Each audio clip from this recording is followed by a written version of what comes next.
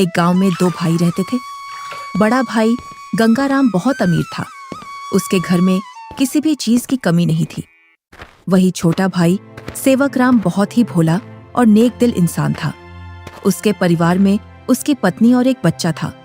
वह इतना गरीब था कि वह मिट्टी के मकान में रहता था। गंगाराम की पत्नी के 3 पुत्रियों के बाद पुत्र हुआ था, तो गंगाराम ने एक बड़ा प्रोग्राम रखा जिसमें उसने गांव के और बाहर के बड़े बड़े अमीर लोगों को बुलाया था।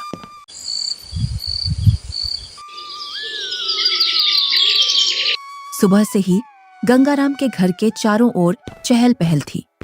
कहीं पकवान बन रहे थे तो कहीं बच्चे खेल रहे थे और कहीं मेहमान आ रहे थे।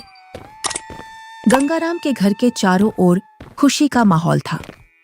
धीरे धीरे चारों ओर के मेहमान आ गए, पर आपके छोटे भैया सेवक कहीं दिखाई नहीं दे रहे हैं। अभी तक आए नहीं। आपने गांव में सबको बुलावा दिया है ना? अरे हाँ, बुलाया है उसको। आता ही होगा अपने बच्चों के साथ। तू यहीं रुक और मेहमानों को देख। मैं अभी आता हूँ व्यवस्था देखकर। इतना कहकर गंगाराम घर से बाहर चला जाता है और गुनगुनाता है, मैं उसको अपने प्रोग्राम में क्यों बुलाऊं? वो कहाँ और मैं कहाँ? मेरे यहाँ एक से बढ़कर एक अमीर मेहमान आ रहे हैं। अगर किसी को पता चल गया कि मेरा भाई इतना गरीब है तो मेरी नाक कट जाएगी। कुछ गांव के लोग सेवकराम के घर के आगे से गंगाराम के प्रोग्राम में जा रहे थे और सेवकराम अपने घर से खेतों पर जाने की तैयारी कर रहा था। जैसे ही वह घर से बाहर निकलता है तो उसको कुछ गांव वाले मिल जाते हैं। अरे सेवकराम, तू अपने भाई के घर नहीं गया? तेरी भाभी के बहुत दिनों बाद लड़का हुआ है। इसी उपलक्ष्य में तेरे भाई ने बहुत बड़ा प्रोग्राम रखा है। तू तो चाचा बन गया है और तू यहाँ, जबकि तुझे तो अपने भाई के घर सबसे पहले पहुँचना था।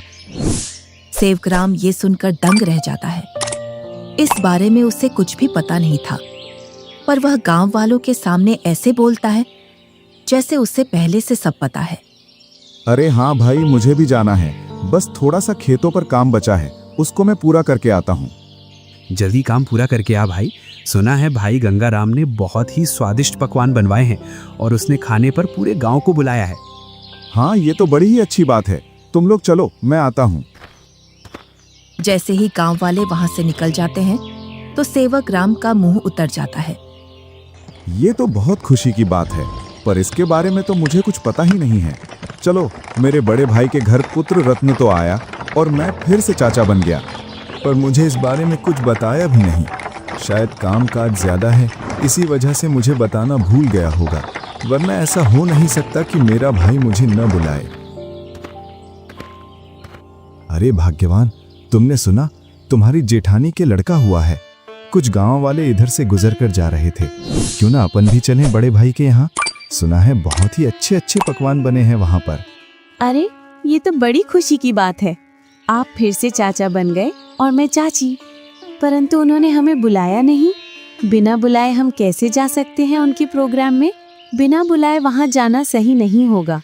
अगर गांव में इस बात का पता चल गया कि हम बिन बुलाए उनके प्रोग्राम में आए हैं तो लोग क्या कहेंगे? बड़े भैया इतना बड़ा प्रोग्राम कर रहे हैं और इतने बड़े प्रोग्राम में पूरे काम की जिम्मेदारी भी उन्हीं पर है। तुम्हें पता है ना उनके पास कितना कामकाज होगा। इसी कामकाज की वजह से हमसे बोलना भूल गए होंगे और प्रोग्राम वाला आदमी तो कुछ ना कुछ तो भूल ही जाता है। आप लोग चलो ना, मैं अपने ताऊ का घर और अपने छोटे भाई को देख आऊंगा। कैसे चलें बेटा? मन तो मेरा भी बहुत कर रहा है जाने को, पर उन्होंने हमें प्रोग्राम का निमंत्रण भी नहीं दिया और ना ही हमसे बोला। उन्होंने फिर किस मुंह से उनके प्रोग्राम में जाएं? क्या हम अपने छोटे भाई से मिलने नहीं जाएंगे पापा? क्यों नहीं, हम जरूर चलेंगे आपके छोटे भाई से मिलने के लिए। क्यों आप छोटे बच्चे को झूठी तसल्ली दे रहे हो? तुम्हें पता है ना, तुम्हारे बड़े भाई हमें उनके बराबर नहीं समझते हैं, तभी तो उन्होंने हमें प्रोग्राम में नहीं बुलाया है। तुम तो सदा गड़े मुर्दे उखाड़ती हो। ऐसा नहीं है, वो हमको चाहते हैं। वो तो कामकाज की वजह से बुलाना भूल गए हैं। तुम्हें लग रहा है कि भैया तुम्हें बुलाना भूल गए हैं तो तुम जाओ। बिन बुलाए मैं नहीं जाने वाली कहीं। मैं तो खूब खुश हूँ अपने घर में। आपको जाना है तो जाओ। ठीक है, मैं और मुन्ना चले जाते हैं। तुम्हें नहीं जाना तो मत चलो। आप जा रहे हो तो जाओ, पर उधर से जल्दी लौट कर आना। सेवकराम और उसका बच्चा प्रोग्राम में जाने के लिए तैयार हो जाते हैं। अब तुम प्रोग्राम में जा रहे हो तो बच्चे को देने के लिए कुछ तो ले जाना पड़ेगा।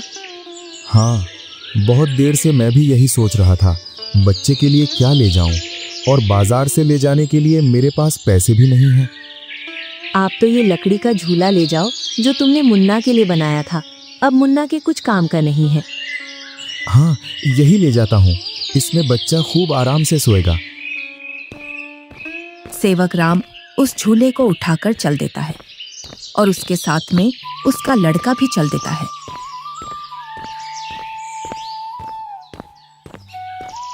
थोड़ी देर बाद दोनों प्रोग्राम में पहुंच जाते हैं। यहाँ तो खूब अमीर मेहमान आए हैं और बच्चे को देने के लिए शानदार और महंगी महंगी वस्तुएं लाए हैं। मेरा झूला तो इनके आगे कुछ भी नहीं है। सेवक राम मेहमानों पर महंगी महंगी वस्तुएं देखकर अपने झूले की ओर देखता है और मन ही मन में सोचता है, मैं क्यों इस झूले को यहाँ लाया? यहाँ तो एक से बढ़कर एक वस्तुएं हैं बच्चे के लिए। मैं भी क्या सोच रहा हूँ, भला हाथ की बनी चीज और बाजार की चीजों में अंतर होता है। बड़े भैया जरूर मेरे झूले को पसंद करेंगे, क्योंकि मेरा झूला सबसे मजबूत है, क्योंकि इसे मैंने अपने हाथों से बनाया है। और सेवक राम निसंकोच होकर मेहमानों के बीच में घूमने लगता है। वह देखता है कि उसके बड़े भैया और भाभी मेहमानों का स्वागत कर रहे थे। तभी गंगाराम की पत्नी की निगाह सेवक राम पर जाती है। तब वह गंगाराम से बोलती है, अरे भैया और मुन्ना तो आ गए, पर देवरानी नहीं दिख रही है। कहाँ आ गए? मुझे तो कहीं दिखाई नहीं दे रहे। वो रहे मेहमानों के बीच में। इधर सेवक राम के पास कुछ मेहमान आ जाते हैं। उसकी वेशभूषा देखकर मेहमान सेवक राम से पूछते हैं, अरे तुम कौन हो, और ये कैसी वेशभूषा पहनकर आए हो, और ये लकड़ी का झूला लेकर आए हो इस जमाने में? चलो तुम अपना परिचय दो, तुम कौन हो और यहाँ क्या कर रहे हो? इतना सुनकर सेवक राम संकोच में पड़ जाता है और मन ही मन सोचता है, अगर मैं इन्हें ये बताऊं कि मैं गंगाराम का छोटा भाई हूं तो ये लोग क्या सोचेंगे? एक भाई इतना अमीर और एक भाई इतना गरीब कि वो प्रोग्राम में एक जोड़ी कपड़ा भी सही से पहनकर नहीं आ सकता है। इससे अच्छा तो मैं झूठ बोल दूं। मैं गंगाराम जी का मजदूर। अरे तुम इतना क्यों घबरा रहे हो? डरो मत, बेझिझक होकर बोलो। गंगाराम जी का मैं मजदूर मैं छोटा भाई हूँ। वह बहुत कोशिश करता है झूठ बोलने की, लेकिन उसके मुंह से सच निकल जाता है। क्या बोल रहे हो? तुम्हें पता है ना तुम गंगाराम जी को अपना भाई बता रहे हो? तुम्हें पता है ना वो कहाँ और तुम कहाँ? अपने आप को देखो और उनका प्रोग्राम देखो। इतने में ही गंगाराम वहां आ जाता है और बोलता है, क्या बोल रहा है ये? ये तुम्हें अपना भाई बता रहा है कि तुम इसके भाई हो। मेरा भाई होता तो वो इस हालात में रहता। ये तो मेरा हारी है, हारी। इसको मैंने एक दिन प्यार से भाई क्या बोल दिया, मुझे अपना भाई बताने लगा। इतना सुनकर सेवक राम अपना सिर झुका लेता है। आप प्रोग्राम का आनंद लीजिए। चलो मैं और मेहमानों से मिलता हूँ। जी आप मिलिए, हम भी और परिचितों से मिल लेते हैं। चलो तुम यहाँ से बाहर चलो, मुझे तुमसे कुछ बात करनी है। दोनों भाई एकांत में चले जाते हैं। जब तुम्हें पता है मेरे यहाँ एक से बढ़कर एक मेहमान आए हैं, फिर भी तू प्रोग्राम में घुस आया मेरी नाक कटवाने के लिए। और ये क्या लेकर आया है मेरे लड़के के लिए? लकड़ी का झूला। इस झूले में सोएगा मेरा लड़का। मेरा लड़का तो मखमल के झूले में सोएगा। किसमें? मखमल के झूले में। जा यहाँ से, मुझे दिख मत जाना अब इस प्रोग्राम में। अगर कुछ खाना बचेगा तो मैं सुबह भिजवा दूंगा तेरे घर पर। और हाँ, साथ में अपने लड़के को भी ले जाना यहाँ से। मुन्ना की माँ ठीक बोल रही थी कि बिन बुलाए वहां मत जाओ। मेरी ही गलती है जो मैं बिन बुलाए यहाँ आ गया। सेवक राम अपने बच्चे को लेकर अपने घर की ओर चल देता है, बड़े ही उदास मन से। इतने में ही बच्चा बोलता है, पापा, हम छोटे भैया से भी तो नहीं मिले और आप इतनी जल्दी घर चल रहे हो। सेवक राम थोड़ी हिम्मत करके अपने लड़के से बोलता है, बेटा हम शाम को आएंगे। खेतों पर कुछ काम बाकी रह गया था, वो मुझे याद आ गया है। उसे करके मैं आ जाऊंगा। उसके बाद चलेंगे हम तेरे छोटे भाई से मिलने के लिए। दोनों घर पहुंच जाते हैं। मुन्ना घर से बाहर बच्चों के साथ खेलने के लिए चला जाता है। इधर सेवक राम अपनी पत्नी को पूरी घटना सुना देता है और उसकी आंखों से आंसू छलक जाते हैं। पता नहीं ईश्वर की कैसी लीला है, आज भाई ने भाई को पहचानने से मना कर दिया। आप रोइए मत, ईश्वर एक दिन सब ठीक कर देगा। ईश्वर को भाइयों के बीच में इतना फासला भी नहीं रखना चाहिए कि वे एक दूसरे से ही दूर हो जाएं। आप इतना दुख मत मनाइए, सब ठीक हो जाएगा। आप बस ईश्वर पर विश्वास रखिए। तीनों सो जाते हैं।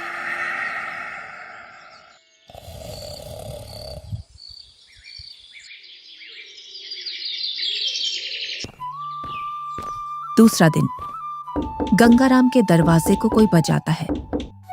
पता नहीं अब कौन आ गया। कल का इतना थका हारा हूं, फिर भी लोगों को समझ में नहीं आता है और आकर दरवाजा खटखटाने लग जाते हैं। गंगाराम जैसे ही दरवाजा खोलता है तो वह देखता है कि सामने एक साधु खड़ा है। क्या है महाराज, क्यों दरवाजे को बजा रहे हो? कुछ नहीं बेटा, बड़े जोरों की भूख लगी है। बस थोड़ा सा खाना मिल जाता तो मेरी भूख मिट जाती। क्या खाना? यहाँ खाना मुफ्त में नहीं मिलता है और ऐसी दोपहर में तुम्हें कहां से खाना ला कर दूं? बेटा, घर में कुछ तो होगा, उसमें से ही कुछ खाने को दे दो जिससे मेरी भूख शांत हो जाए। इतना बड़ा गांव है, तुम्हें मेरा ही घर मिला खाना मांगने के लिए? यहाँ कुछ नहीं है, चले जाओ यहाँ से। इतना कहकर गुस्से में गंगाराम दरवाजा बंद कर लेता है। ईश्वर तुम्हें सदा खुश रखे बेटा। इतना बोलकर साधु वहां से चला जाता है। इधर गंगाराम की पत्नी गंगाराम से पूछती है, कौन आया था दरवाजे पर जो तुम इतने जोर से उस पर चिल्ला रहे थे? कोई नहीं, एक ढोंगी बाबा आया था दरवाजे पर, बोल रहा था खाना खिला दो, तो मैंने उससे मना कर दिया। यहाँ नहीं है खाना। तुम भी पता नहीं अब किस नशे में रहने लगे हो। कल का इतना सारा खाना बचा था, वो वैसे ही फेंकेगा। उसमें से कुछ खाना खिला देते। मैंने ये खाना गरीबों और ढोंगियों के लिए नहीं बनवाया है। ये खाना सिर्फ हम जैसे बड़े लोग ही खा सकते हैं। गंगाराम की पत्नी गुनगुनाते हुए वहां से अपने कमरे में चली जाती है। इनको तो पता नहीं अब किस बात का नशा आने लगा है। सीधे मुंह अब किसी से बात ही नहीं करते हैं। इधर साधु सेवक राम के घर के सामने पहुंच जाता है और बाहर से आवाज लगाता है, अरे घर में कोई है? अरे घर में कोई है? आवाज सुनकर सेवक राम घर में से बाहर निकल आता है। साधु को देखकर बोलता है, जी साधु महाराज, बताइए मैं आपकी क्या सेवा करूं? कुछ नहीं बेटा, बहुत तेज भूख लगी है। कुछ खाने को मिल जाए तो आत्मा तृप्त हो जाएगी मेरी। क्यों नहीं साधु महाराज, आइए आइए, जो कुछ हमारे घर में खाने के लिए मिलेगा हम आपको खिलवा देंगे। दोनों घर के अंदर चले जाते हैं। सेवक राम और साधु जमीन पर बैठ जाते हैं और सेवक राम अपनी पत्नी से बोलता है, अरे भाग्यवान, घर में कुछ हो तो खाने का साधु महाराज को ले आओ। सुबह की कुछ दाल रोटी रखी है और अभी खाना बनाने के लिए घर में कुछ भी नहीं है। अरे बेटी, तुम तो शर्माओ मत, जो घर में खाने का हो वही ले आओ, मैं तो खा लूंगा। सेवक राम की पत्नी जो घर में खाना था उसी खाने को गर्म कर लाती है। लीजिए साधु महाराज, गरीब के घर का खाना। हमारे पास तो खाने में यही है। अरे बेटी, तुम अपना मन इतना उदास मत करो। मैं तो ईश्वर की कृपा से जो मिलता है वही खा लेता हूँ। और तुम दोनों इतना उदास क्यों हो? कोई समस्या है आपके यहाँ? साधु महाराज, खेतों में इतना काम कर रहा हूँ, उतनी ही गरीबी आ रही है। गरीबी कम होने का नाम ही नहीं ले रही है। अब तो स्थिति ऐसी हो गई है, 2 वक्त का खाना भी बड़ी मुश्किल से मिलता है। पता नहीं ईश्वर हमारी कौन सी परीक्षा ले रहा है। ये कोई बीमारी तो है नहीं जिसका मैं आपको सही उपचार बता दूं बेटा। बस ईश्वर पर विश्वास रखो, सब सही हो जाएगा। फिर भी मुझे लगता है तुम मुझे तुम्हारी समस्या सही से बता नहीं रहे हो। इतना सुनकर सेवक राम और सेवक राम की पत्नी साधु महाराज को पूरी बात बता देते हैं कि किस प्रकार गंगाराम ने उनके साथ भेदभाव किया। साधु खाना खा लेता है। पता नहीं आपको हमारे हाथ का खाना कैसा लगा, सही लगा या नहीं? बेटी, तुम अपना मन उदास मत करो।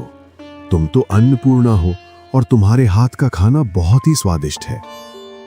इतना सुनकर सेवक राम की पत्नी खुश हो जाती है। तुमने बेटा आज मेरी आत्मा तृप्त कर दी है। अगर तुम आज मुझे भोजन नहीं देते तो पता नहीं आज भूख की वजह से मेरा क्या होता। साधु अपने थैले में हाथ डालता है और उसमें से एक पोटली निकालता है। इसमें क्या है साधु महाराज? ये पोटली बेटा बीजों का भंडार है। तुम जिस भी फसल का बीज चाहोगे वो बीज इस पोटली में से निकलेगा, जिससे तुम्हारी फसल साधारण फसल से 10 गुना ज्यादा निकलेगी। ये तो महाराज आपकी असीम कृपा है। ये मेरी नहीं, ईश्वर की कृपा है बेटा। बस एक बात का ध्यान रखना, इस पोटली के बारे में कभी किसी को मत बताना, और इसमें से जो बीज निकले उन्हें बेचना नहीं। अगर तुमने ऐसा किया तो ये पोटली आपके किसी काम की नहीं रहेगी। जी साधु महाराज, मैं कभी ऐसा नहीं करूंगा। और साधु महाराज वहां से चले जाते हैं। साधु महाराज के पैर जैसे ही घर में पड़े तब से घर में शांति का अनुभव हो रहा है। हाँ भाग्यवान, अब ईश्वर की कृपा से सब ठीक हो जाएगा। इस वीडियो को मैंने बड़ी मेहनत से बनाया है। आप लोग प्लीज इसे लाइक और जैसे ही सब्सक्राइब सेवक राम जरूर ने करिएगा। अपने खेतों में उन बीजों थे, इधर गंगाराम अपने धन के घमंड में जी रहा था, जिससे वह किसी से भी सीधे मुंह बात नहीं करता था। इधर सेवक राम की संपत्ति बढ़ रही थी और गंगाराम की घट रही थी, और इसी के साथ गंगाराम के घर में अशांति भी बढ़ रही थी। कुछ ही दिनों में सेवक राम ने गांव में गंगाराम से भी बड़ा मकान बना लिया था, और सेवक राम अब अपने घर में खूब खुशी खुशी रह रहा था। पर एक दिन, मालिक, अब मैं आपके यहाँ काम नहीं करूंगा। अब मुझे दूसरे गांव में आपसे ज्यादा जमीन मिल रही है और इससे भी अच्छी उपजाऊ। क्या बोल रहे हो हरिया तुम? तुम्हें पता है मेरे पास कितनी जिम्मेदारियां हैं? तुम चले जाओगे तो मैं अकेला कैसे खेती और घर संभालूंगा, और ऊपर से मैं अकेला आदमी। मुझे जहाँ मुनाफा मिलेगा मैं वहीं काम करूंगा मालिक। अगर मुझे इतनी ही मेहनत में मुझे वहां ज्यादा फसल मिलेगी तो मैं वहीं जाऊंगा। अरे हरिया, मैं भी तो तुम्हें खूब मुनाफा करवाता हूँ। बस तुम इस साल और रुक जाओ, मैं जब तक दूसरा हारी देख लूंगा। मालिक, 2 सालों से तुम मुझे बेवकूफ बना रहे हो। न तो तुम अनाज ज्यादा देते हो और न ही तुम दूसरा हारी रखते हो। मैं तो चला, तुम जानो और तुम्हारी खेती। अरे नहीं, ये तो चला गया। अब मैं क्या करूंगा? कई सालों से मैंने खेतों में काम भी नहीं किया है, जिससे अब मुझसे खेतों में काम भी नहीं होगा। क्यों ना मैं सेवक राम के यहाँ जाऊं।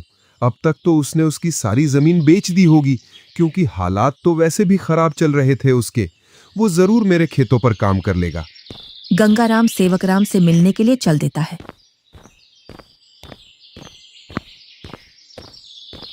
जैसे ही वह उसके घर के सामने पहुंचता है तो वह सेवक राम के घर को ढूंढने के लिए उस मोहल्ले में चारों ओर घूम जाता है। इधर ही थी उसकी झोपड़ी, पता नहीं किधर गई। बहुत देर से ढूंढ रहा हूं, मिल नहीं रही है। तभी वहां से एक गांव का व्यक्ति गुजर कर जा रहा था, तो गंगाराम उस व्यक्ति से पूछता है, अरे भैया, सेवक राम की झोपड़ी थी यहाँ, वो कहाँ है? कितने दिनों बाद आ रहे हो भैया इधर? शादी के बाद अब आया हूँ इधर। इसीलिए तो तुम्हें वो झोपड़ी नहीं मिल रही है। अरे भैया, तुम जो सामने मकान देख रहे हो बहुमंजिला, यही घर है सेवक राम का। ये कैसे हो सकता है? 2 साल पहले तो ये गरीब हुआ करता था। हाँ भैया, 2 साल पहले गांव में सबसे गरीब व्यक्ति यही था। पता नहीं भैया, इसने खेतों में कौन सा खाद डाला है जिससे इसकी पैदावार सबसे ज्यादा निकलती है। घर बताने के लिए बहुत बहुत धन्यवाद। और गंगाराम उस घर के अंदर चला जाता है। जैसे ही सेवक राम अपने बड़े भैया को घर के अंदर देखता है तो वह बहुत खुश होता है। अरे मुन्ना की माँ, वो देखो हमारे घर में कौन आया है। बड़े भैया, आओ भैया बैठो। अरे, तुमने इतना शानदार घर कैसे बनाया? तुमने तो पूरा ही नक्शा बदल दिया। बहुत ही शानदार घर बनाया है। कहीं तुमने चोरी चपाटी करके तो ये घर नहीं बनाया? नहीं भैया, मैंने कोई चोरी नहीं की है। ये तो मैंने अपनी मेहनत से बनाया है। ऐसी मेहनत तो तू पहले भी करता था, पर पहले तो तूने ऐसा मकान बनाया ही नहीं। भैया, आपसे क्या छुपाना, जब आपका प्रोग्राम था उसके एक दिन बाद हमारे घर पर एक साधु आया था। उसको हमने पेट भर खाना खिलाया था। आज उनके आशीर्वाद की वजह से ये सब है हमारे पास। इतना सुनकर गंगाराम का सिर घूम जाता है और उसकी आंखों तले सब सीन आ जाता है कि किस प्रकार उसने उस साधु को भगाया था। वो साधु तो सबसे पहले मेरे घर आया था, इसका मतलब ये सारा धन मेरा हुआ। क्या बोल रहे हो भैया? ये तो मैंने अपनी मेहनत से खड़ा किया है, ना कि जादू से। ये सब तुझे साधु के आने बाद ही मिला है ना? तो इस गांव में सबसे पहले साधु मेरे घर आया था। अगर मैं उसे खाना खिला देता तो ये सारी संपत्ति मेरी होती। इसका मतलब तूने मेरे अधिकार की संपत्ति छीनी है। ये तुम मुझ पर गलत इल्जाम लगा रहे हो भैया। मैं उस साधु को ढूंढ कर लाता हूँ और साधु से तेरे सामने बुलवाता हूँ कि इस संपत्ति पर किसका हक है। और गुस्से में गंगाराम वहां से निकल जाता है। कई दिनों तक वह उस साधु को खोजता है। बड़ी मुश्किल से एक जंगल में तपस्या करते हुए वह साधु मिल जाता है। साधु महाराज प्रणाम। कौन हो बेटा जो तुम मेरी तपस्या में व्यवधान डाल रहे हो? मैं गंगाराम हूँ। आज से 2 वर्ष पूर्व तुम मेरे घर आए थे खाना खाने के लिए, जब तुम्हें जोरों की भूख लग रही थी। तुम तो वही हो ना जिसने खाना देने से मना कर दिया था? हाँ, पर उस संपत्ति पर पहला हक मेरा बनता है जो तुम मेरे भाई को देकर आए हो, क्योंकि तुम खाना मांगने सबसे पहले मेरे घर आए थे। कौन सी संपत्ति? मैंने तो उसे सिर्फ आशीर्वाद दिया था, क्योंकि उसने बड़े ही सम्मान के साथ खाना खिलाया था, और वो धन तो उसकी मेहनत और ईमानदारी का फल है। इतना सुनकर गंगाराम गुस्से में साधु से बोलता है, साधु, तुम मेरे साथ अन्याय कर रहे हो, क्योंकि उसकी संपत्ति पर पहला अधिकार मेरा है, क्योंकि तुम सबसे पहले मेरे द्वार पर आए थे। अगर तुम मुझे ये पहले ही बता देते कि मैं तुझे और भी अमीर बना दूंगा, तो मैं तुम्हें उससे भी अच्छा भोजन कराता। उसने क्या खिलाया होगा आपको? सूखी रोटी?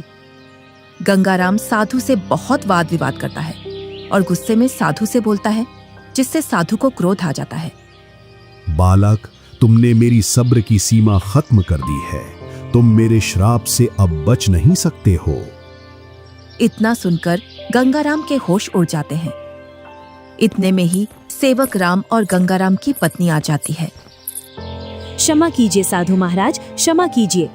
अरे बेटी, तुम क्यों माफी मांग रही हो?